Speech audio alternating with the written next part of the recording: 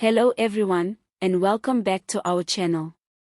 Today, we are diving into a story that has everyone talking. Jacob Zuma, former South African president and leader of the MK Party, recently delivered the 8th annual leadership lecture at the University of Professional Studies, Accra, in Ghana. And let me tell you, he made waves. Zuma spoke about BRICS, global politics, and the MK Party's vision for South Africa. His lecture was bold, uncompromising, and yes, a little dramatic, in the best Zuma style.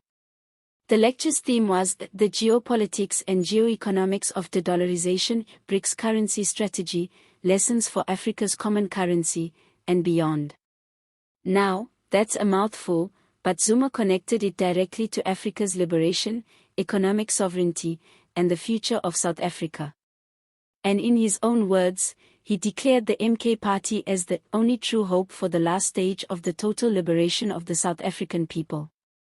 And no, he wasn't just talking about ending apartheid politically, he meant economic freedom, fighting poverty, unemployment, and neo-colonial domination. Zuma laid out the MK Party's manifesto, known as the People's Mandate, built on 8 key pillars. These pillars include reclaiming dignity, land and mineral resources, and people's power. They also focus on reclaiming the economy, building human capital and technological capabilities, securing safety and space, and strengthening South Africa's position in Africa and the world. Zuma argued these pillars embody the MK Party as the genuine continuation of the liberation struggle, delivering full dignity and prosperity for all South Africans, unlike what he called the compromise so-called government of national unity. He didn't stop at South African politics. Zuma used the platform to highlight Africa's dependence on the West, calling it a form of slow death. He explained that Africa exports raw materials and crops at rock-bottom prices, only to buy them back as expensive finished products. Tariffs, exchange rate manipulation, and even coups and sanctions, he said, are all part of a system that exploits African nations. In Zuma's view, resisting this system often leads to direct interference in African governance. A strong theme of the lecture was African solidarity. Zuma said that Africa's liberation is incomplete without robust intra-African cooperation. He highlighted South Africa and Ghana as examples, stressing that diplomatic relations should serve the people, not foreign interests. He challenged Africa's youth, students, women, and innovators to take the lead in shaping the continent's future. In his words, Africans must stop being employees for foreign corporations and become inventors, thinkers, and builders of African systems. One of the most striking statements was Zuma's call to break the chains the West imposed. "We are not beggars at the world's table," he said. "We are builders of a new table." He painted a vision where Africans move from classrooms to policy rooms, laboratories to marketplaces, and lecture halls to halls of power.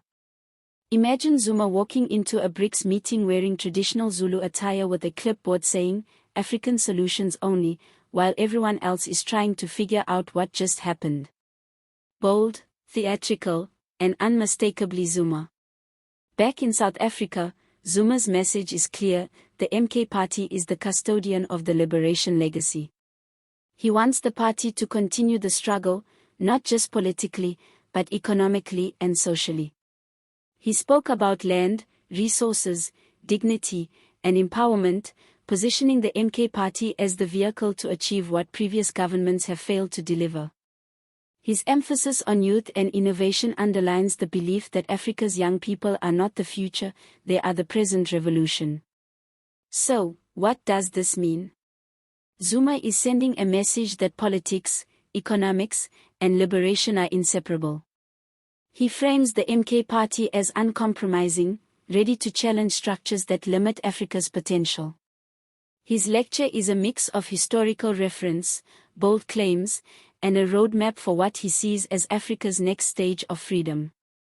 Whether you agree or not, it's difficult to ignore his call for action. Before we wrap up, let's highlight the human element.